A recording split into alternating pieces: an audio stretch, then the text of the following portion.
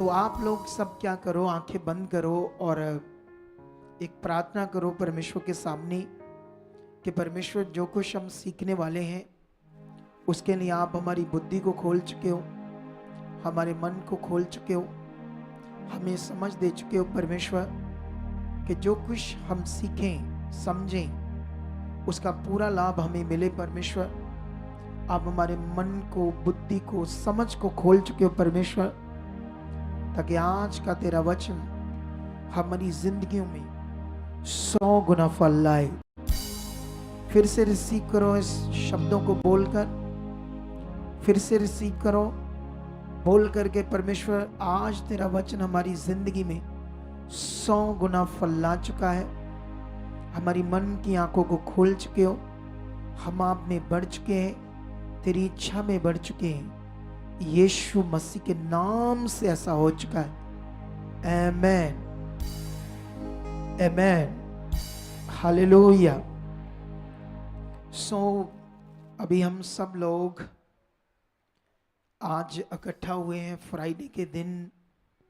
आज के दिन हमारे प्रभु हमारे लिए क्रॉस पर चढ़े थे। कई सारे वचन होंगे आपके लिए, तो जिनका समझना भी बड़ा जरूरी है ध्यान देकर, ठीक है? क्योंकि जब हम ध्यान देंगे तो परमेश्वर की पावर आप में काम करेगी, आप हील होंगे, आपकी जिंदगी में खुदा की सामर्थ क्या करेगी, काम करेगी, ठीक है? तो इसलिए परमेश्वर का वचन हम जानते हैं वो जीवन की चीज है। इसलिए परमेश्वर ने कहा मेरी प्रजा मेरे ज्ञान बिना क्या हो रही है, नाश हो रही है। लोगों के पास यही बाइबल है, वही यीशु है, यीशु पर विश्वास करना है।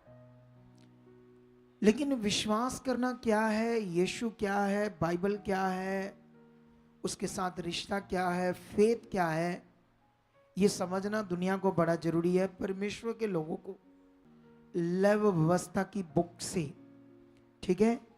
तो लेव व्यवस्था की बुक से हम एक वचन पढ़ेंगे 17 अध्याय, ठीक है? और उसका 11 और 12 वचन पढ़ेंगे। क्या लिखा?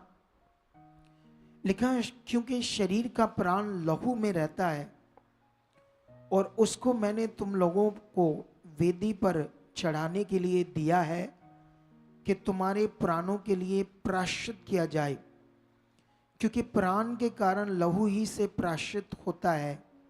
इस कारण मैं इजराइलियों से कहता हूं कि तुम में से कोई प्राणी लहू ना खाए, और जो परदेसी तुम्हारे बीच में रहता हो वह भी लहू कभी ना खाए। हालेलुया। इस वचन को पढ़ने के बाद आप लोग ध्यान दो क्या लिखा है। परमेश्वर ने कहा क्योंकि शरीर का प्राण लहू में रहता है और उसको मैंने तुम लोगों को वेदी पर चढ़ाने के लिए दिया है, क्योंकि तुम्हारे प्राणों के लिए जो प्रायश्चित है वो लहू ही से है। हालेलुया। ये तुम्हें समझना होगा आप सब लोगों को, यीशु मसीह के आने का बड़ा मकसद पृथ्वी के ऊपर, क्योंकि अभी दुनिया वाले तो नहीं जानते, एक दिन हम नहीं जानते थे, अभी भी आधी दुनिया नहीं जानती, लेकिन जो जानती है उनमें से भी बड़े लोग कई चीजों में आगे पीछे हैं। इसीलिए हमें ध्यान देना पड़ेगा, क्योंकि अगर तुम लोग ध्यान दोगे तो हो सकता है एक जन के ध्यान देने से परमेश्वर उसको क्या कर सकता है, इस्तेमाल कर सकता है। ज्यादा नहीं तो 200-300 लोग उसके ध्यान देने से, अच्छे से परमेश्वर के साथ चलने से उसके साथ स्वर्ग जा सकते हैं। ये बड़ा विषय है हमारे लिए, ताकि लोगों का स्वर्ग जाना, लोगों को जीवन मिलना, ये बहुत बड़ा विषय है, नॉर्मल विषय नहीं है। इसीलिए ये वचन पढ़ने के बाद हमें ये समझ आई कि जो हमारे प्राणों का, हमारे जो पाप का प्रायश्चित है वो लहू से है। तो इसके लिए जब हम पुराना नियम पढ़ते हैं तो तुम्हें बहुत सारी बातें समझ आएगी, लेकिन मैं तुम्हें एक वचन और पढ़ाऊंगा। यहां पर 4 अध्याय में पाप बलि के बारे में लिखा है। किसके बारे में? तो पाप बलि पुराने नियम में क्या थी, इसके लिए हम एक वचन 4 से लेकर 3 तक, 4 अध्याय लय व्यवस्था, उसका 3 से लेकर 7 तक लगातार पढ़ेंगे। क्या लिखा? और लिखा, और यदि अभिषिक्त याजक, इससे पहले अगर और ऊपर से पढ़ोगे तो परमेश्वर बता रहे हैं कि अगर तुम में से कोई पाप करता है, अगर उसे पता नहीं पाप क्या है, अनजाने में पाप कर रहा है या जानबूझकर पाप कर रहा है, या पैदा ही पाप से हुआ, तो क्या करेगा? वो पाप ही तो करेगा।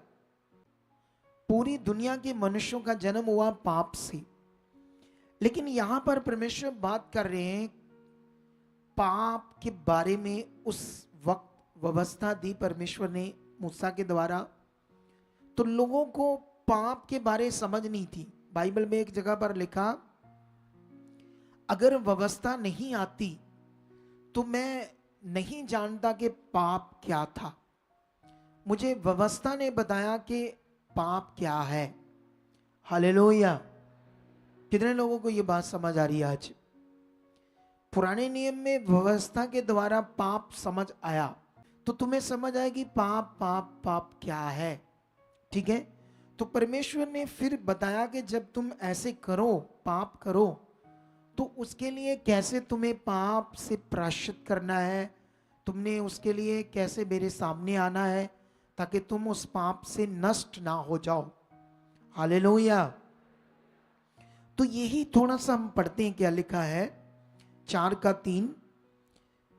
पहले तो लोगों ने अगर पाप किया तो उसके बारे में लिखा, लेकिन 3 में लिखा, और यदि अभिषिक्त याजक ऐसा पाप करे जिससे प्रजा दोषी ठहरे, तो वह अपने पाप के कारण वह एक निर्दोष बछड़ा यहोवा को पाप बलि करके चढ़ाए। वह उस बछड़े को मिलाप वाले तंबू के द्वार पर यहोवा के आगे ले जाकर उसके सिर पर हाथ रखे और उस बछड़े को यहोवा के सामने बलि करे। और अभिषिक्त याजक बछड़े के लहू में से कुछ लेकर मिलाप वाले तंबू में ले जाए, और याजक अपनी उंगली लहू में डुबो डुबोकर और उसमें से कुछ लेकर पवित्र स्थान के बीच वाले पर्दे के आगे यहोवा के सामने 7 बार छिड़के। और याजक उस लहू में से कुछ और लेकर सुगंधित धूप की वेदी के सींगों पर जो मिलाप वाले तंबू में है यहोवा के सामने लगाए। फिर बछड़े के सब लहू को वेदी के पांव पर जो मिलाप वाले तंबू के द्वार पर है उडेल दे। हालेलुया। अब परमेश्वर ने बताया पुराने नियम में जब उन लोगों से पाप होता था तो कैसे पाप बलि चढ़ानी थी। एक निर्दोष बछड़ा। पुराने नियम में शुद्ध और अशुद्ध की जानकारी थी। हालेलुया। शुद्ध जानवर भी थे, अशुद्ध जानवर भी थे। मनुष्य शुद्ध कैसे होते थे, अगर वो अशुद्ध हुए तो कैसे अशुद्ध हैं वो, उनसे टच नहीं करना, अशुद्ध चीज को छूना नहीं। ऐसे बहुत सारी, बहुत मतलब ऐसे था कि मनुष्य के लिए जीना मुश्किल था पुराने नियम में। हालेलुया। तुम्हें इतना ख्याल रखना पड़ेगा, इतना ख्याल कि तुम सोच भी नहीं सकते थे। पुराने नियम में इतना मुश्किल का जीवन था, और जो लोग नहीं ख्याल रख रहे थे वो नष्ट हो रहे थे। जो अपनी बुद्धि लगा रहे थे, अपने तरीके से चल रहे थे, जो व्यवस्था परमेश्वर ने दी थी ताकि उनका बचाव हो, वो पूरा नहीं कर पा रहे थे, उसे अच्छे से समझ नहीं पा रहे थे, क्योंकि इतना शुद्ध अशुद्ध इतनी चीजें थी आगे पीछे। तो लेकिन फिर भी रखना तो पड़ेगा ध्यान, है ना उन्हें। तो ऐसा करके चल रहा था, और बहुत सारी नेगेटिविटी काम कर रही थी पुराने नियम में। आज भी काम कर रही, लेकिन उस समय तो और भी ज्यादा काम कर रही थी। लेकिन यही परमेश्वर ने बताया हमें, क्योंकि यहां पर हमने दो बातें सीखी पुराने नियम से। एक तो परमेश्वर ने बताया कि बिना लहू से पापों का प्रायश्चित नहीं था, पुराने नियम में भी। तो पुराने नियम में पापों का जो प्रायश्चित था वो जानवरों के लहू से था। निर्दोष बछड़े के द्वारा, जानवरों के लहू के द्वारा अपने पापों को स्मरण किया जाता था परमेश्वर के तंबू के भवन में जाकर। और याजक है ना लहू को छिड़कते थे और लोग भी इकट्ठे होते थे और अपने पापों को याद करते थे। काफी कुछ मतलब कठिन था उन लोगों के लिए। लेकिन यहां पर हमने एक बात पढ़ी है, जो तंबू का मंदिर था, भवन था, एक पर्दा था और एक पर्दे के पीछे महापवित्र परम पवित्र स्थान था, जिसको परमेश्वर ने यह कहा था कि यहां मैं वास करता हूं। और एक तंबू के बाहर था, यहां पर याजक ऐसे लोगों के लिए प्रायश्चित करते थे। लेकिन साल में एक बार महायाजक उस पर्दे के बीच में जाता था, और अगर महायाजक में भी कोई प्रॉब्लम है, वो दोषी है, तो वही मर जाता था। और जानते उसको रस्सी बांधते थे उसके पाँव से, कि जब वो मर गया अगर वो रस्सी नहीं हिल रही तो उसको पीछे खींच लेते थे, कोई डरता हुआ वहां पर जा नहीं सकता था। ये पॉइंट तुम लोगों के लिए क्यों सीखना है, क्यों यीशु मसीह का क्रॉस पर चढ़ना तुम्हारे अंदर अच्छे से विश्वास के साथ ये बात बैठनी चाहिए। परमेश्वर ने एक तंबू का भवन बनाया, भवन में एक आंगन था जिसमें याजक लोग जाकर हर रोज परमेश्वर की आराधना करते थे। कई तरह के रीति रिवाज थे जिन्हें हर रोज करना था। लेकिन जो पर्दा था, पर्दे के पीछे परम पवित्र स्थान था, उसमें कुछ नहीं करना था। उसमें याजक साल में एक बार वहां जा सकता था।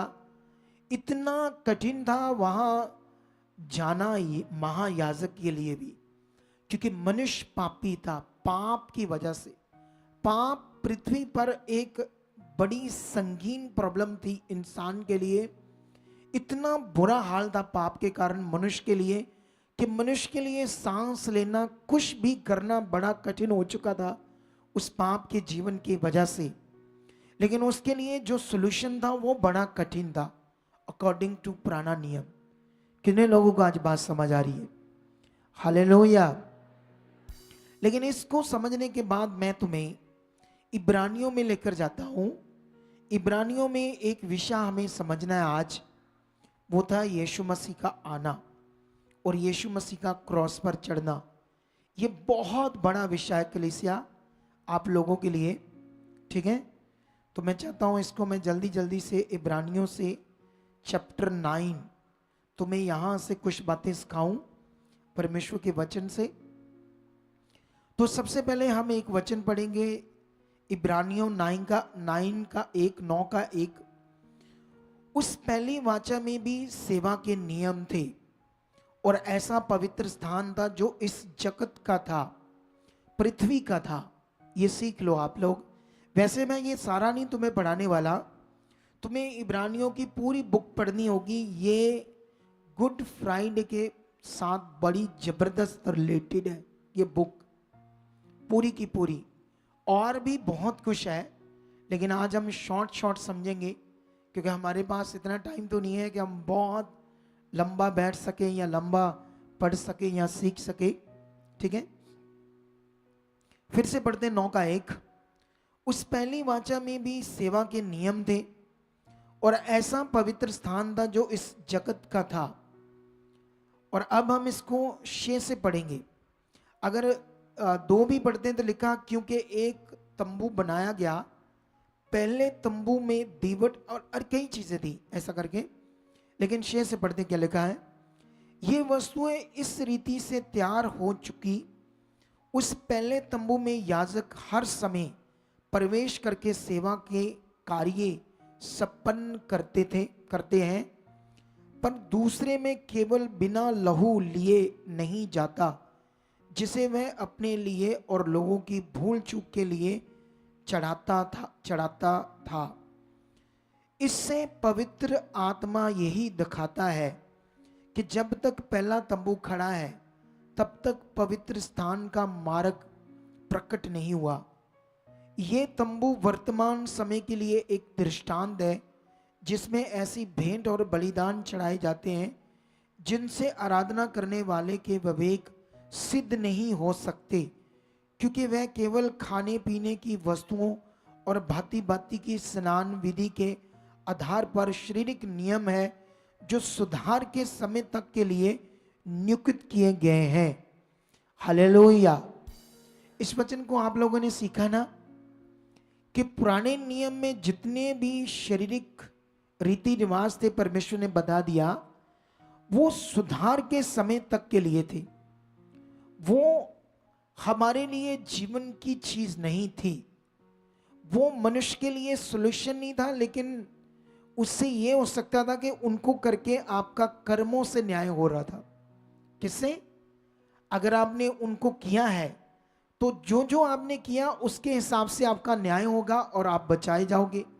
लेकिन वो बड़ा कठिन था, लोगों से नहीं होता था। लेकिन इसलिए ही परमेश्वर ने बताया कि 10 में 9:10 में, क्योंकि वह केवल खाने पीने की वस्तुएं, मटीरियलिस्ट चीजें, कुछ खाने पीने की चीजें, कुछ मटीरियलिस्ट चीजें या स्नान विधि, भांति भांति की स्नान विधि के आधार पर शारीरिक नियम है या शारीरिक नियम थे जो सुधार के समय तक के लिए नियुक्त किए गए थे।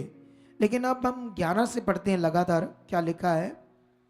परंतु जब मसीह आने वाली अच्छी वस्तुओं का महायाजक होकर आया तो उसने और भी बड़े और सिद्ध तंबू से होकर, जो हाथ का बनाया हुआ नहीं अर्थात इस सृष्टि का नहीं, और बकरों और बछड़ों के लहू के द्वारा नहीं पर अपने ही लहू के द्वारा एक ही बार पवित्र स्थान में प्रवेश किया और अनंत छुटकारा प्राप्त किया। हालेलुया। क्योंकि जब बकरों और बैलों का लहू और क्लोर की राख का अपवित्र लोगों पर छिड़का जाना शरीर की शुद्धता के लिए उन्हें पवित्र करता है, तो मसीह का लहू जिसने अपने आप को सनातन आत्मा के द्वारा परमेश्वर के सामने निर्दोष चढ़ाया, तो तुम्हारे विवेक को मरे हुए कामों से क्यों ना शुद्ध करेगा, ताकि तुम जीवते परमेश्वर की सेवा करो। हालेलुया। अगर तुम लोगों को मेरे वचन पढ़ने के बाद समझ नहीं आया तो मैं थोड़ा सा एक्सप्लेन करता हूं आप लोगों को। यहां पर पुराने नियम में परमेश्वर के नियम के मुताबिक परमेश्वर का तंबू का भवन एक आंगन जिसमें हर समय याजक लोग सेवा करते थे रोज।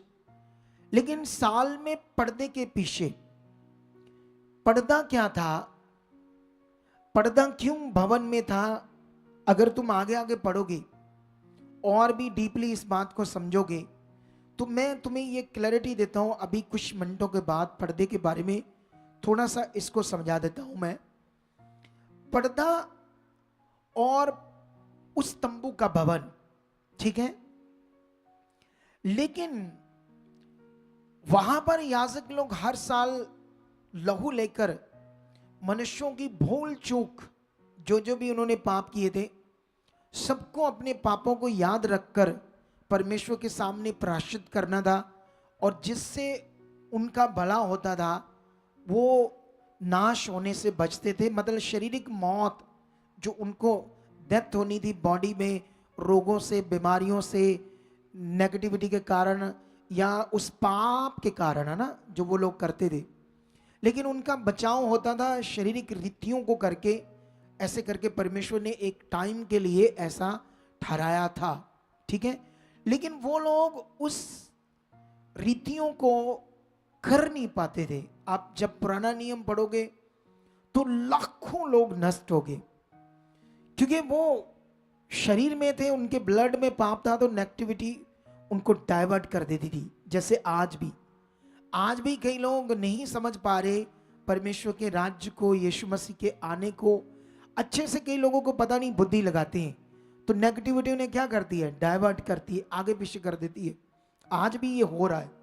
लेकिन ये जो चीज है, जो परमेश्वर ने हमें अपना कलाम इतना बड़ा ज्ञान दिया है कि यीशु उस इस सृष्टि के बनाए हुए पवित्र स्थान में नहीं, स्वर्ग के पवित्र स्थान में, एक पावरफुल पवित्र स्थान में, और वो बछड़ों और बकरों के लहू के द्वारा नहीं, एक ही बार अपने लहू के द्वारा उस पवित्र स्थान में प्रवेश किया, ताकि उसने क्या किया, एक ही बार दुनिया को, संसार को अनंत छुटकारा दिया है। ये बड़ा विषय है, क्योंकि जब आप लोग किसी प्रॉब्लम में हो, किसी हालात में हो, तो आपको ये बात याद नहीं है यीशु ने क्या किया है। आपको याद ना रहने के कारण उस यीशु के किए हुए उद्धार में जो सामर्थ, जो ताकत काम करती है, तुम ये सोचो कि यीशु मसीह ने तंबू में या शारीरिक कोई भवन पृथ्वी पर जो बनाया, उसमें ये काम नहीं पूरा किया। उसने अपना पवित्र लहू बहाकर, अपना शरीर क्रॉस पर चढ़कर, अपना जीवन देकर, अपना लहू बहाकर क्या किया, स्वर्ग में उस पवित्र स्थान में प्रवेश किया, एक ही बार अपना लहू बहाकर तुम्हें अनंत छुटकारा दिया है। हालेलुया। और जानते ये छुटकारा जब दिया, तो बाइबल में लिखा 14 में, तो मसीह का लहू जिसने अपने आप को सनातन आत्मा के द्वारा परमेश्वर के सामने निर्दोष चढ़ाया, तो तुम्हारे विवेक को मरे हुए कामों से क्यों ना शुद्ध करेगा। क्योंकि यहां पर अब विषय था, पुराने नियम में तो सिर्फ जो शारीरिक नियम थे, रीतियां थी, उनसे तुम्हें इस जीवन में जो पृथ्वी पर जीवन जी रहे थे उसमें तुम्हें राहत मिले। लेकिन याद रखना, ये तो मन का काम करने आया पूरा। यीशु मसीह ने आपके विवेक में काम करना था। जो पाप आपके ब्लड से शुरू होकर आपके विवेक के अंदर, आपके मन के अंदर काम कर रहा था, उसे शुद्ध करना था यीशु मसीह ने, उसे क्लीन करना था, उसे साफ करना था। क्योंकि बाइबल में हमने पढ़ा कि 9:10 में लिखा, क्योंकि वह केवल खाने पीने की वस्तुएं और भांति भांति की स्नान विधि के आधार पर था।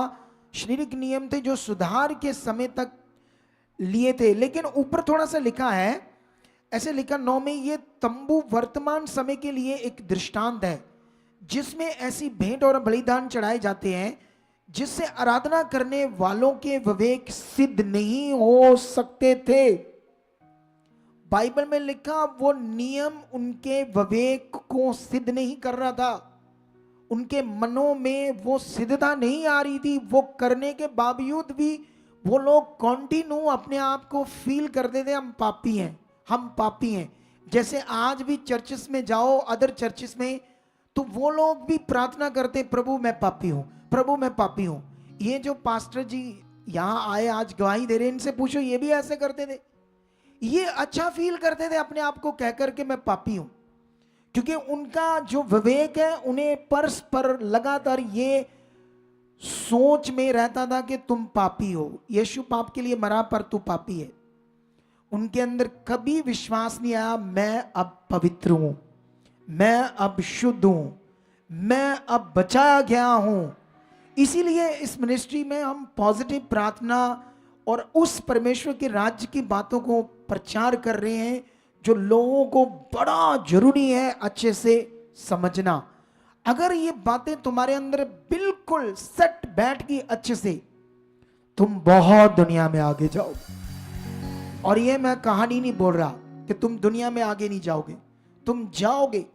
खुदावन तुम्हें दानों वरदानों से यूज करेगा, खुदावन तुम्हें रूहों को बचाने के लिए यूज करेगा, खुदावन तुम्हें किसी स्टेट के मुख्यमंत्री को भी हिला सकता है तुम्हारे द्वारा, ऐसे तुम्हें वो यूज कर सकता है। लेकिन इसके लिए तुम्हें सीखना होगा, समझना होगा, आगे बढ़ना होगा। लेकिन यहां पर मैं तुम्हें और एक वचन पढ़ाता हूं, 10:1 से क्या लिखा इसी इब्रानियों से। क्योंकि व्यवस्था जिसमें आने वाली अच्छी वस्तुओं का प्रतिबिंब है। प्रतिबिंब का मतलब होता है परछाई, परछाई, पर उनका असली स्वरूप नहीं। खुदावंद ने बताया कि मेरा पुराना नियम, मेरी व्यवस्था, वो एक परछाई थी उस अच्छी चीज के लिए जो होने वाला था दुनिया में। असल नियम आने वाला था दुनिया में, उसके लिए एक परछाई मैंने पूरी करवाई उस समय की दुनिया से, लेकिन वो उसका असली स्वरूप नहीं था। इसलिए उन एक ही प्रकार के बलिदानों के द्वारा जो प्रति वर्ष अचूक चढ़ाए जाते थे, पास आने वालों को कदापि सिद्ध नहीं कर सकती, नहीं तो उनका चढ़ाना बंद क्यों ना हो जाता। इसलिए जब सेवा करने वाले एक ही बार शुद्ध हो जाते तो फिर उनका विवेक उन्हें पापी ना ठहराता, परंतु उनके द्वारा प्रति वर्ष पापों का स्मरण हुआ करता था। क्योंकि ये अनहोना है कि बैलों और बकरों का लहू पापों को दूर करे। हालेलुया। इस विषय को समझने के बाद तुम्हें ध्यान देना होगा, क्योंकि यीशु मसीह ने क्या किया। यीशु मसीह ने तुम्हारे लिए उस शराब को जो पाप के जीवन से आया, उस वायरस को, उस गुलामी को, पाप की गुलामी को, दुष्ट की गुलामी को, जिससे आपका जन्म हुआ और जो आप जन्म जी रहे थे, वो एक नाशित जीवन था। एक दिन इस दुनिया में कुछ भी करके, कुछ भी आप सोचो ये भगवान है, ये रब है, कुछ भी कर लो, ये कर लो, पुट्ठे चल, लंबे पड़ जाओ, नंगी पैरे चलो, भूखे रहो, कुछ भी करो, नंगे रहो, जंगलों में रहो, बड़े बड़े बाल रख लो, कुछ भी कर लो, दुनिया में आप लोग, तुम जीवन में प्रवेश नहीं कर सकते थे। It is very serious matter. Hallelujah. तुम्हें और भी इसके लिए प्रेम में रहना है, तुम्हें और भी अपने विश्वास को पक्का करना है, फिर तुम्हारी बुद्धि खुलेगी, तुम्हें और समझ आएगा ये ज्ञान। जब तुम्हारे अंदर ये यीशु मसीह का क्रॉस पर चढ़ना अच्छे से समझ आ जाएगा, तुम्हें फिर समझ आएगा कि परमेश्वर ने कितना बड़ा कार्य किया है, और तुम इस कार्यों पर जो विश्वास करते, अब तुम्हारा स्थान क्या है, तुम मसीह में कौन हो, ये सारी बातें तुम्हें अच्छे से फिर समझ आएगी जब तुम और ध्यान दोगे। लेकिन अभी मैं कुछ चीजों को तुम्हें समझाता हूं ताकि तुम्हें ये बात समझ आए। मैं तुम्हें एक वचन पढ़ाना चाहता हूं, मत्ती से एक वचन, जब यीशु मसीह क्रॉस पर चढ़ाया गया और यीशु मसीह के साथ क्या क्या हो रहा था वहां पर। मैं सारी बातें तो नहीं पढ़ाऊंगा क्योंकि हम लोग सारी बातों को जानते हैं, ठीक है, लेकिन मुझे एक चीज आपको समझानी है। हम लोग जानते हैं ना, जब यहूदा इस्करियोती शैतान की पकड़ में आ गया तो उसने चांदी के 30 सिक्के लेकर यीशु मसीह को पकड़वाया, यीशु के एक चेले ने। क्यों? क्योंकि ऐसा तो पहले से भविष्यवाणी हुई थी, लेकिन यहूदा इस्करियोती शैतान से पकड़ा गया। तुम जितने लोग हैं, अगर बुद्धि लगाओ, अगर परमेश्वर की इच्छा में ध्यान ना दो, तो किसी को भी पकड़ सकता है शैतान, किसी को भी आगे पीछे कर सकता है। यह बात याद रखो। यहां पर हम जब पढ़ते हैं यीशु मसीह का पकड़वाए जाना, उसके साथ इतना कुछ बुरा करना, उसे ठट्ठा करना, गालियां देना, मुंह पर थूकना, जितने लोग ऐसा उसके साथ कर रहे थे, सारे के सारे जानते थे कि यीशु मसीह ने कोई भी पाप नहीं किया। सारे के सारे जानते थे कि यीशु मसीह ने कोई भी गुनाह नहीं किया। यीशु मसीह के बारे में अच्छे तरीके से जानते थे, जो उसने बड़े बड़े कार्य किए थे। वो जानते थे यीशु ने मुर्दों को, लंगड़ों को चलाया है। आप जानते हो, जब यीशु क्रॉस पर चढ़ा दिया गया, उसके साथ इतना तकलीफ भरा काम किया गया, उसे मारा गया, पीटा गया, उसकी बॉडी को जैसे ये लगा ना पोस्टर पीछे हमारी, ये दिखाओ, जूम करो, और काम करने वालों ध्यान दो, एक्टिव रहा करो काम में। ये जैसे ये ऊपर करो थोड़ा सा, ये कोड़ों से हुआ यीशु का शरीर। क्या हुआ? ये कोड़ों से, इतने कोड़े, 39 कोड़े मारे यीशु, हाथों पर किल ठोक दिए, थूका, गंदी गालियां दी। और जानते हो, जब यीशु मसीह क्रॉस पर था तो उसे कह रहे थे, तूने इतनों को बचाया है, अपने आप को बचा। इसका मतलब उन्हें अच्छे से समझ था यीशु मसीह ने क्या किया है, कितने बड़े बड़े काम किए, कितने ताकतवर के काम किए थे। लेकिन उन्हें यह नहीं समझता कि यीशु मसीह का एक्चुअली क्रॉस पर चढ़ना ही इस पृथ्वी के लिए, मनुष्य जाति के लिए छुटकारा था, उद्धार था। लेकिन वो अच्छे से जानते थे यीशु ने कोई पाप नहीं किया, यीशु ने कुछ बुरा नहीं किया। यीशु ने तो सिर्फ शैतान के सताए हुए लोगों को, जो दुष्ट आत्माओं के पकड़े जकड़े मर रहे थे, बीमारियों से, पाप के कारण तकलीफ में थे, मौत में थे, उन्हें छुड़ाया आकर। हालेलुया। लेकिन वो लोग ऐसा क्यों कर रहे थे? इतनी गंदी चीजें यीशु मसीह के साथ क्यों कर रहे थे? क्योंकि ये उनके अंदर जो पाप था, पाप के द्वारा शैतान ने उनकी बुद्धि को बंद किया था।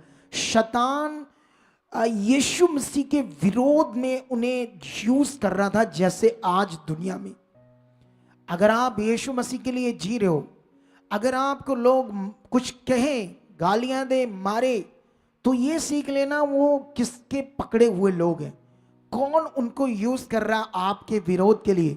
शैतान। तो डरना नहीं, धन्यवाद देना, उनके लिए भी प्रार्थना करना। हो सकता है आपकी प्रार्थना सुनकर परमेश्वर उनका मन बदले और वो बचाए जाए। हालेलुया। आप जानते हो आपकी प्रार्थना आपका शहर बदल सकती है, आपका स्टेट बदल सकती है, आपका मोहल्ला बदल सकती है। लेकिन इसके लिए तुम्हें क्या करना पड़ेगा? विश्वास के साथ अपनी प्रार्थनाओं को रोज रोज खुदा के सामने पॉजिटिव तरीके से रखना पड़ेगा, डेली फेथ के साथ, फेथ के साथ।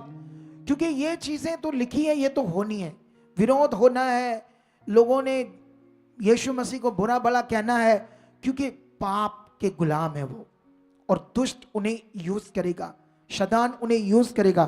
तो तुम्हें गुस्सा करने की जरूरत नहीं। तुम्हें पता है इस दुनिया में ऐसा होना है, ये तो हम समझ गए सच्चाई के कारण, लेकिन तुम्हें इस सिद्धता में आगे बढ़ना है। लेकिन एक वचन मैं तुम्हें पढ़ाता हूं, मत्ती का 27 का 50 वचन। तब यीशु ने फिर बड़े शब्द से चलाकर प्राण छोड़ दिए। हालेलुया। अगर यहां पर और भी मैं पढ़ता हूं इसको, 51 भी, तो देखो मंदिर का पर्दा ऊपर से नीचे तक फटकर 2 टुकड़े हो गया, और धरती डोल गई, और चट्टानें थड़क गई, और कब्रें खुल गई, और मुर्दे जी उठे। है ना? ये चैप्टर नहीं है मेरा अभी, लेकिन इस पर ध्यान दो आप लोग। ये जो बात है कि वचन में लिखा, जब यीशु मसीह ने प्राण को छोड़ दिया आज के दिन क्रॉस के ऊपर, जब उसने ऐसे बोला ना, इलोए इलोए लमा सबक्तानी, ये शब्दों को यूज किया, तो जिसका हिंदी में अर्थ लिखा था, हे मेरे परमेश्वर, हे मेरे परमेश्वर, तूने मुझे क्यों छोड़ दिया। ठीक है? इसका मतलब जो यीशु मसीह शब्द यूज कर रहा था, इलोए इलोए लमा सबक्तानी, वो जो खड़े हुए लोग थे, वो जानते क्या कह रहे थे? सिपाही लोग कहते ये एलिया को पुकार रहा है, एलिया को। इसका मतलब वो इलोए शब्द यूज कर रहा था, वो एलिया कह रहे हैं। इसका मतलब इलोए शब्द कौन सी भाषा में था उन्हें समझ नहीं आया। हालेलुया। क्योंकि यीशु मसीह कई सारी भाषाएं यूज कर लेता था। बोलो, अरामिक भी बोल लेता था, अरबी भी बोल लेता था, हिब्रू भी बोल लेता था, और यूनानी भी बोल लेता था, और भी कई बोल सकता था, क्योंकि वो प्रभु है, वो कुछ भी बोल सकता है। हालेलुया। लेकिन यहां पर जो मेन पॉइंट है, ये मेरा टॉपिक नहीं है आज, क्योंकि ये वैसे बड़ा टॉपिक था, इलोए इलोए लमा सबक्तानी, आपको समझाऊं, लेकिन फिर कभी समझाऊंगा मैं। लेकिन यहां मेन पॉइंट था कि जब यीशु ने प्राण छोड़े, तो जो वहां पर मंदिर था, भवन था, उसके अंदर भी एक पर्दा था। बाहर आंगन था और बीच में पवित्र स्थान था, जिसमें याजक, महायाजक हर साल बछड़ों बकरों का लहू लेकर प्रायश्चित करता था, कलीसिया का, लोगों का, ठीक है। लेकिन यीशु मसीह के प्राण छोड़ते ही पहले तो क्या हुआ, अंधेरा हो गया, उसके बाद पुचाल आ गया, धरती डोल उठी, कब्रें खुल गई, पृथ्वी थिड़क गई, है ना, ऐसे तरेड़े आ गई, दराड़ें पड़ गई, कई कुछ हो गया। इतना यीशु मसीह की कुर्बानी होने में पावर थी, ठीक है। लेकिन जो भवन में पर्दा फटा था, इसका अर्थ क्या था, यह विषय आपको समझना बड़ा जरूरी है आपके लिए, क्योंकि आप लोग मसीह में कौन हो। इसके लिए मैं तुम्हें अफिसियों का एक वचन पढ़ाना चाहता हूं, वहां से आपको यह क्लैरिटी मिलेगी। हालेलुया। तो अफिसियों चैप्टर 2 को हम पढ़ेंगे। क्या लिखा यहां पर, 2:12 से लिखा, तुम लोग उस समय मसीह से अलग और इज़राइल की प्रजा के पद से अलग किए हुए और प्रतिज्ञाओं की वाचाओं के भागी ना थे और आशाहीन और जगत में ईश्वर रहते। हालेलुया। ये अन्य जातियों की बात हो रही है। अन्य जाति लोगों के लिए वो आशाहीन थे और इस दुनिया में ईश्वर रहते थे हम लोग। लेकिन जो इजरायली लोग थे वो ईश्वर रहत नहीं थे, उनके पास इस दुनिया का मालिक यहोवा था, वो लोग परमेश्वर को जानते थे, लेकिन वो भी पाप के कारण उनका मिलाप परमेश्वर से नहीं हो रहा था, ठीक है। लेकिन इस बात को और हम समझते हैं आगे जाकर क्या लिखा है, थोड़ा सा 13 में लिखा, पर अब मसीह यीशु में तुम जो पहले दूर थे मसीह के लहू के द्वारा निकट हो गए हो, क्योंकि वही हमारा मेल है जिसने दोनों को एक कर लिया और अलग करने वाली दीवार को जो बीच में थी ढा दिया। हालेलुया। ये जो दीवार थी बीच में, ये था पाप की दीवार, जो यीशु मसीह ने अपनी कुर्बानी देकर, अपना लहू बहाकर, पर्दा फटने का मतलब था कि परमेश्वर और हमारे बीच में एक पाप की दीवार थी जिससे हम परमेश्वर से मिलाप कर नहीं सकते थे। अब पूरी दुनिया में लोगों को मिलाप करने का ज्ञान तो नहीं है। हालेलुया। लोग, एक मनुष्य जो किसी डेरे का बाबा है, वो सोचते हैं कि ये मेरा मिलाप करा देगा, ये सतगुरु है। सतगुरु नहीं है वो। सतगुरु का मतलब होता है निष्पाप, जिसमें कोई पाप नहीं है। लेकिन वो तो खुद पाप से जन्मा है और मनुष्य को कैसे पाप से मुक्त कर सकता है, कैसे उस परमेश्वर के साथ मिलाप करा सकता है।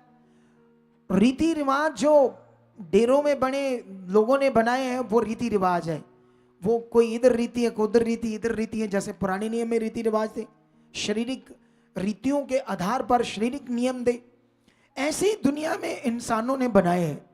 लेकिन जब तक पाप की दीवार थी, उसके लिए वो परमेश्वर खुदा खुद मनुष्य बनकर, इंसान बनकर, परमेश्वर खुद, हालेलुया, मनुष्य बनकर, और उसका मनुष्य बनना अद्भुत था, यूनिक था, अलग था। हम लोग तो मम्मी डैडी के स्पंद से पैदा हुए, डेरे के बाबा जी भी ऐसे पैदा हुए, लेकिन वो तुम्हें पाप से कैसे मुक्त कर सकते हैं। हालेलुया। और ये ज्ञान कितना बड़ा है, ये यीशु मसीह का क्रॉस पर चढ़ना तुम्हारे लिए कितना महत्वपूर्ण है। फेथ में, तुम्हारे विश्वास में ये ज्ञान कितना बैठना जरूरी था। आप जानते हो क्यों ऐसे प्रेरित पौल कहता, मैं यीशु मसीह की क्रूस को अपने देह पर लिए फिरता हूं। हालेलुया। क्या वो फिजिकल कोई क्रॉस उठाकर लिए फिरता था, कि या वो आत्मिक रूप में किसी क्रॉस को लिए फिरता था? मतलब यीशु मसीह के क्रॉस पर चढ़ना, उसके उस काम को जो यीशु मसीह ने पूरा किया था, उस विषय को अपने जीवन में इतने विश्वास के साथ अंदर रखकर जी रहा था, चल रहा था, इसीलिए इतना बड़ा वो काम कर पाया।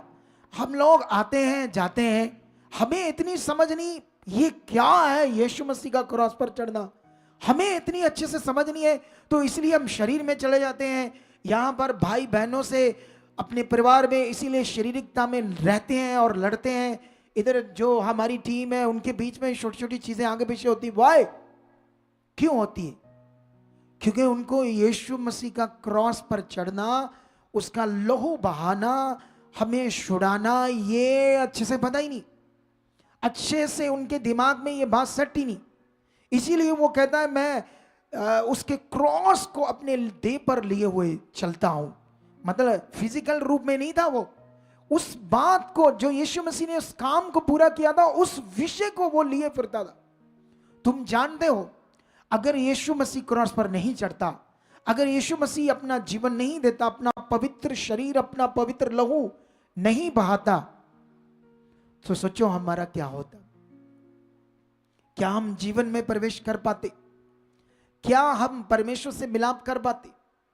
क्योंकि व्यवस्था जो थी वो एक्चुअली में रिस्क था, रिस्क उद्धार के लिए। जैसे मान लो दुनिया में कोई काम करते ना, काम, कोई जुआ खेलते हैं, कोई काम करते हैं, कुछ करते हैं ऐसा, वो कहते हैं हाँ रिस्क है लेकिन चांस है, देख लेते, अगर हो गया तो जीत जाएंगे। ऐसे ही था व्यवस्था, वो एक रिस्क था, परमानेंट सॉल्यूशन नहीं था मनुष्यों के लिए, वो जीवन के लिए राइट सॉल्यूशन नहीं था। इसीलिए परमेश्वर का जो प्रेम इतना बड़ा है, हालेलुया। वचन में लिखा कोई किसी धर्मी के लिए अपनी जान दे, ये तो हो सकता है। कोई धर्मी, कोई अच्छे इंसान के लिए कोई अपने आप को दान करे या कुछ उसके लिए अच्छा करने के लिए रेडी हो जाए, लेकिन पापी के लिए कौन करेगा? बुरे के लिए कौन करेगा?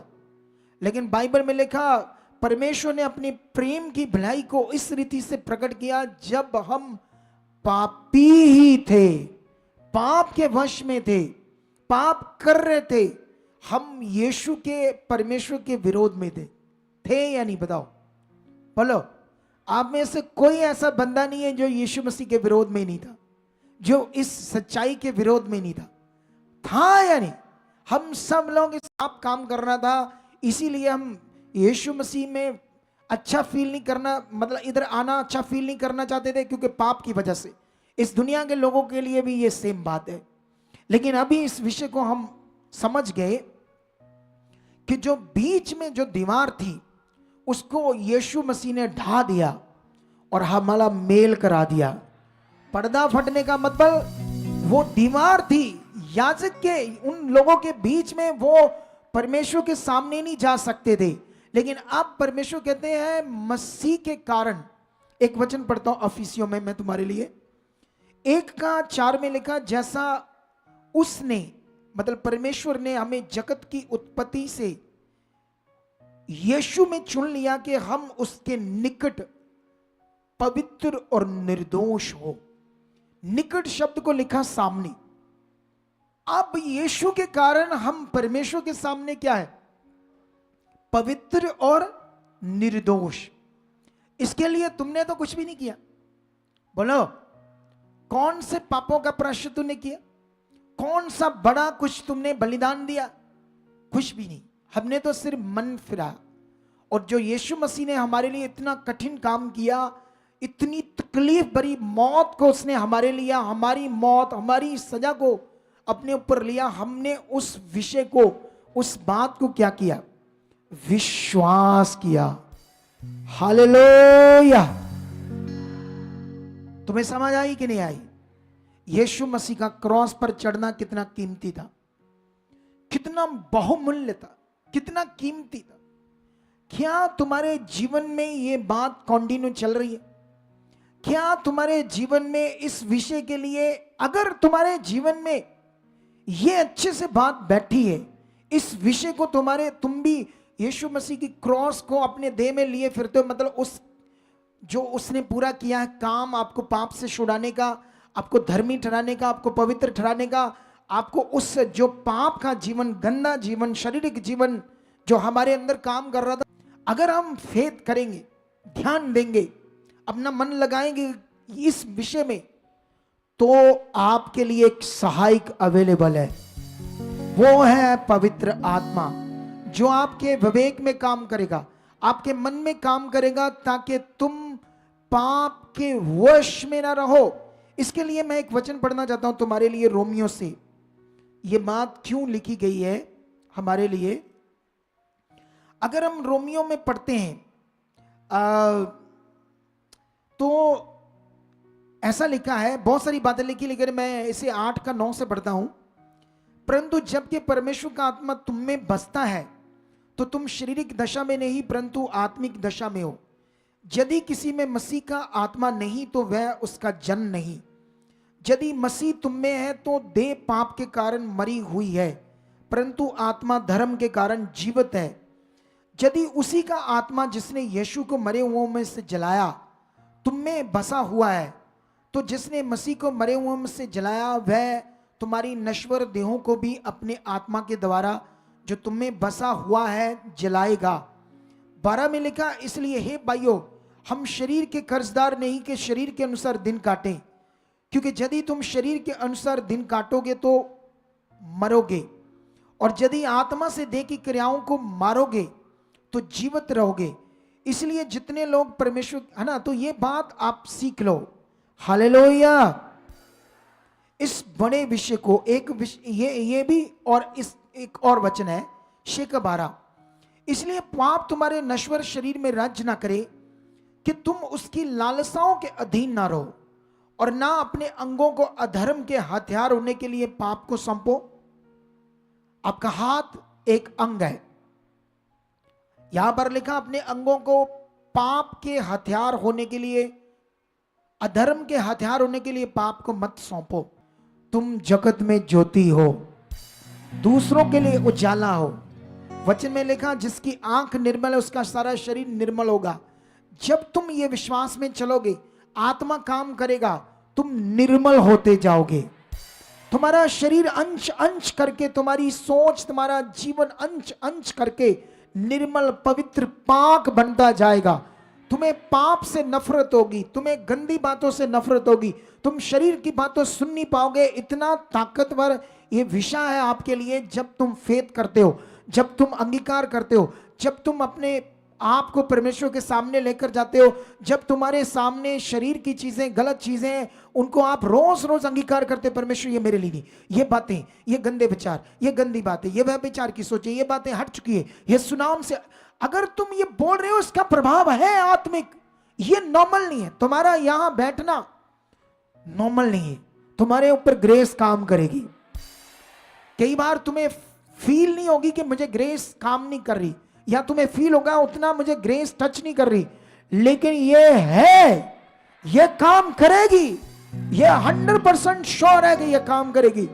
और तुम आगे बढ़ोगे, तुम जगत की ज्योति दिखोगे, तुम उजाला की तरह चमकोगे, क्योंकि ये दिन तुम्हें चमकाने के लिए यीशु ने पूरा किया था। तुम्हें अंधकार में रखने के लिए नहीं, तुम्हें चमक देने के लिए यीशु ने यह पूरा काम किया था। अगर तुम्हारे अंदर ये फेथ अच्छे से नहीं है फिर तुम चमकोगे नहीं। लेकिन इस यहां पर लिखा कि तुम उसकी लालसाओं के अधीन ना रहो, और ना अपने अंगों को अधर्म के हथियार होने के लिए पाप को सौंपो, पर अपने आप को मरे हुओं में से जी उठा हुआ जानकर परमेश्वर को सौंपो, और अपने अंगों को धर्म मतलब धार्मिकता के हथियार होने के लिए परमेश्वर को सौंपो। तब तुम पर पाप की प्रभुता ना होगी, क्योंकि तुम व्यवस्था के अधीन नहीं वरन अनुग्रह के अधीन हो। ये जो मैंने समझाया ना, ये परमेश्वर ने जो कहा कि अपने आप को धार्मिकता के हथियार होने के लिए परमेश्वर को सौंपो, ये वही बात है जो मैं भी इसका रहा था। प्रैक्टिकल कैसे परमेश्वर के सामने जाना, कैसे परमेश्वर के सामने हमने प्रैक्टिकल करना है। हालेलुया। आप जानते हो ना, बाइबल के अंदर लिखा 1 कुरिन्थिया 1:18 में लिखा, क्रूस की कथा नाश होने वालों के लिए मूर्खता है, परंतु हम उद्धार पाने वालों के लिए परमेश्वर की सामर्थ्य है। तो क्रिश्चियन धर्म में यीशु मसीह ने क्रिश्चियनों के लिए किया नहीं, पूरे जगत के इंसानों के लिए किया है, हर मनुष्य के लिए किया है। हर मनुष्य जब तक यीशु मसीह के इस किए हुए काम को विश्वास नहीं करेगा, वो कभी भी उद्धार वो जो पाप की दीवार है उनके बीच में जो मिलाप की, वो रीति रिवाजों से नहीं टूटेगी, वो यीशु की कुर्बानी से टूटी है। जैसे तुमने यीशु मसीह को विश्वास किया तो वो दीवार तुम्हारी टूट गई है और तुम्हारा मिलाप किसके साथ हो चुका है? खुदा के साथ, खुदा के साथ हो चुका है। हालेलुया। आप जानते हो पतरस की बुक में एक बड़ा तगड़ा वचन है, मैं तुम्हें वो वचन पढ़ाना चाहता हूं, खुदा चाहता है ये तुम सीखो। दूसरा पतरस उसका 1:3 से ऐसे लिखा है, क्योंकि उसकी ईश्वरीय सामर्थ्य ने सब कुछ जो जीवन और भक्ति से संबंध रखता है हमें उसी की पहचान के द्वारा दिया है, जिसने हमें अपनी महिमा और सद्गुण के अनुसार बुलाया है, जिनके द्वारा उसने हमें बहुमूल्य और बहुत सी बड़ी प्रतिज्ञाएं दी है, ताकि इनके द्वारा तुम उस सड़ाहट से छूट कर जो संसार में बुरी अभिलाषाओं से होती है, ईश्वरीय संभाग के संभागी हो जाओ। हालेलुया। सुनो, ये जो लिखा ना, संसार में बुरी अभिलाषाओं से, जो हमारे अंदर बुरी अभिलाषाएं हैं वो हमारे जीवन को सड़ाती है, हमारा जीवन सड़ जाता है। व्यभिचार एक लस्ट है, एक अभिलाषा है, चोरी, झूठ, गलत वीडियो देखना, सिगरेट पीना, शराब पीना, कोई भी नशा करना, ये एक लस्ट है, एक बुरी अभिलाषा है। हालेलुया। इनसे हमारा जीवन सड़ रहा था पाप के कारण, लेकिन यीशु की कुर्बानी ने, उसके पवित्र लहू ने उस सुड़ाहट से छुड़ाया है कि हम परमेश्वर में संभागी, परमेश्वर जैसे पवित्र बन जाए। कितना ताकतवर काम किया है परमेश्वर ने, यीशु ने। परमेश्वर जैसे पवित्र, परमेश्वर जैसे स्वभाव में संभागी हो जाए। और ये हमारे विश्वास से, ये आत्मा से चलने से, ये प्रैक्टिकल करने से 100% होना है। ये कोई कहानी नहीं है, ये होना ही है। अगर आज से जो तुमने पकड़ लिया, आज से प्रैक्टिकल किया, आज से ध्यान दिया, आज से मैं पवित्र हूं, आज से यीशु की कुर्बानी, यीशु का क्रॉस पर चढ़ना आपके देह में लिए फिरते हो, उस बात को, उस विषय को, इस ज्ञान को जो तूने आज सीखा है, अगर तुम्हारे अंदर काम कर रहा है, तुम इसे मान रहे हो, तुम इसे प्रैक्टिकल कर रहे हो रोज रोज, ये पाप, ये जीवन मेरे जीवन के ऊपर राज्य नहीं कर सकता, ये पाप मुझ पर प्रभुता नहीं कर सकता, मुझ पर प्रभुता करेगा मेरा प्रभु, मुझ पर प्रभुता करेगा पवित्र आत्मा। मैं पवित्र हूं, मैं ज्योति हूं, मैं खुदा के लिए जीऊंगा। अगर आपके दिल में ये बातें चल रही है तो तुम निश्चय परमेश्वर के स्वभाव में प्रकट हो जाओगे और परमेश्वर तुम्हें इस दुनिया में यूज करेगा। क्या तुम यूज होना चाहते हो? इसमें से तुम्हें बस समझना है कि यीशु का क्रॉस पर चढ़ना तुम्हारे लिए कितना कीमती है। अगर तुम्हें एक हीरो का घड़ा मिल जाए या सोने से भरा घड़ा मिल जाए, इतना बड़ा, हीरो से भरा, तुम्हारे लिए कैसे हो? कुछ भी नहीं, मिट्टी पत्थर है वो तुम्हारे लिए, क्योंकि वो तुम्हें जीवन, शरीर में जीने के लिए पृथ्वी पर मदद कर सकता है। उससे तुम महंगी गाड़ियां ले सकते हो, घर ले सकते हो, कई कुछ कर सकते हो उन चीजों से, लेकिन वो तुम्हें जीवन दे नहीं सकता। इसीलिए यीशु मसीह ने कहा, सबसे पहले परमेश्वर के राज्य और उसकी सच्चाई की क्या करो, उसकी धार्मिकता की क्या करो, खोज करो, तो ये चीजें तुम्हारे पीछे आ जाएगी। आज से तुम यीशु मसीह की खोज में लग जाओ, खुदा की खोज में लग जाओ, उसकी धार्मिकता की खोज में लग जाओ, चीजें तुम्हारे पीछे आ जाएंगी। हालेलुया। आज से विश्वास करो, वो मेरा खुदा है। तुम चल रहे हो, तुम्हारी चंगाई अभी प्रकट नहीं हुई, तुम्हारा काम प्रकट नहीं हुआ या नहीं हुआ, वो मेरा जिंदा खुदा है। ऐसा रिश्ता, ऐसा जीवन उसकी खोज में लगाओ, मैं कहता हूं चीजें भंडार तुम्हारे पीछे आएंगे। ये कहानी नहीं है। तुम्हें आज से यीशु के क्रॉस चढ़ने के विषय को डीपली, ऐसे जैसे तुमने सीख लिया, इस कीमती विषय को रोज अपने मन में रखना है। फिर तुम हालात में नहीं जाओगे, फिर तुम प्रॉब्लम में नहीं पड़ोगे, फिर शैतान तुम्हें दबाएगा नहीं, हालात तुम्हें दबाएंगे नहीं, क्योंकि खुदा की वो पावर, क्रॉस की वो पावर, यीशु के द्वारा जो काम हुआ तुम्हारे जीवन में, जो दुष्ट का गंदा प्रभाव, शैतान का गंदा प्रभाव, तुम्हारे ऊपर जो बंधन थे, जो शैतान के बंधन थे, श्राप थे, वो खुदावन ने तोड़े हैं आज के दिन। आज भी प्रभु के लोग अपने श्रापों को तोड़ रहे हैं, अपने बंधनों को तोड़ रहे हैं। उन्हें पता नहीं है, तोड़ दिए यीशु मसीह ने, इनको तोड़ दिया यीशु मसीह ने। जो चीज यीशु मसीह ने पूरा किया है, ये देखो क्या लिखा ऊपर, इट इज कंप्लीटेड। आप जानते हो इसका मतलब क्या है? इट इज कंप्लीटेड या इट्स कंप्लीट। यीशु मसीह ने ये शब्द जो बोले थे लास्ट में, जब उसने प्राण छोड़ने थे, उससे पहले परमेश्वर के सामने बोला, इट इज कंप्लीटेड, सब कुछ पूरा हुआ तुम्हारे लिए, इस संसार के लिए, उद्धार के काम के लिए, तुम्हारे डिलीवरेंस के लिए, तुम्हारे छुटकारे के लिए। अगर तुम्हारे ये फेथ में बात अच्छे से बैठी है तो ये पावर काम करेगी। आज हम कई सारी गवाहियां सुन रहे थे, एक बहन सुन रहे थे जिसको कैंसर था, उसने इसी बात को अपने जीवन में लिया कि यीशु मेरे लिए क्रॉस पर चढ़ा, मेरी मौत को अपने ऊपर लिया, मेरे लिए कोड़े खाए, मुझे जीवन देने के लिए, मुझे छुटकारा जीवन देने के लिए। उसने सब कुछ जो उसके जीवन में था साइड पर कर दिया और यीशु को अपना जीवन दे दिया और ग्रहण कर लिया। क्या वो क्रॉस की पावर, डिलीवरेंस देने वाला काम जो यीशु ने आज के दिन पूरा किया था, क्या तुम अपने जीवन में देखना चाहते हो? तो आंखें बंद करो, फिर 2 मिनट के लिए परमेश्वर के सामने जाओ और कहो कि जो मैंने सुना, परमेश्वर, मुझे समझ आया कि मैं पाप से जन्मा था, यीशु ने तो मेरे लिए काम पूरा कर दिया, लेकिन शरीर के कारण मैं फिर पाप करता रहा, शरीर की चीजें करता रहा, गलत वीडियोस भी देखता रहा, लड़ाई झगड़ा भी करता रहा, नशा भी करता रहा। लेकिन खुदा वचन में लिखा है कि तुम्हारे लिए एक बार वो क्रूस पर चढ़ा है। अगर तुम फिर पश्चाताप करके पाप करते हो तो यीशु मसीह को दोबारा क्रॉस पर चढ़ाते हो, यीशु मसीह को वही दुख देते हो, उसे तकलीफ देते हो, शैतान की इच्छा पूरी करके।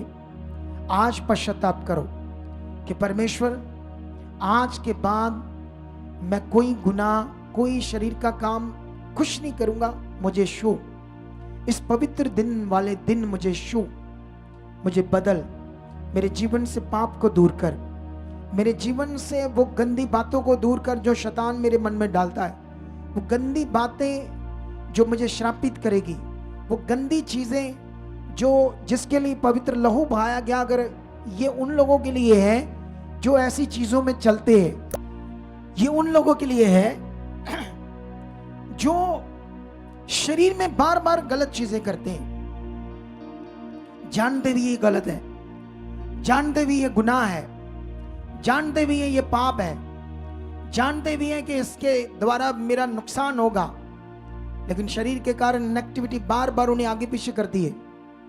आज खुदा के सामने जाओ, कहो, पवित्र आत्मा शु, मेरे जीवन में काम बदल जाए ये लोग। विश्वास करो, वो शू रही उसकी सामर्थ्य, शू रही उसकी पावर। तुम दिल से फिराओ मन को, आज फिराओ अपने मन को, दिल से अपने बुरे कामों से मन फिराओ, वो गंदी बातें, गंदे जीवन की उन बातों से मन फिराओ, रखो खुदा के सामने, कहो उसे, परमेश्वर मुझे बदल, मुझे छू, मेरी जिंदगी में आज काम कर। हे मेरे जो ना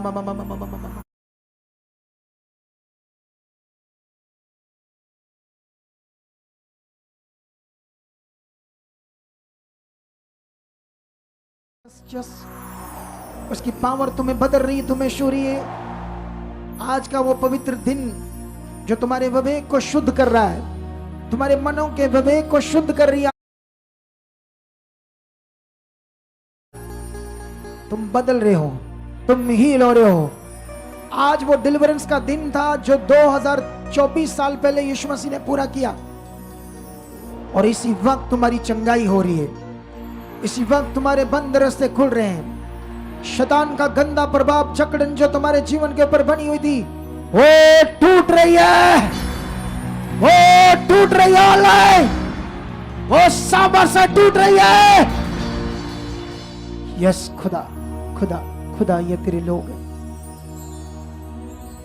अब किनकी जिंदगियों में आज काम कर रहे हो, याद बदल रहे हैं खुदा, आज से आगे बढ़ रहे हैं, आज से पवित्रताई में खुदावन तेरी इच्छा में बढ़ रहे हैं। आज इनकी जिंदगियों में तेरी बड़ी पावर काम करेगी, आज इनकी जिंदगियों में तेरी सामर्थ काम करेगी, तेरी सामर्थ सामर्थ सामर्थ सामर्थ काम करेगी।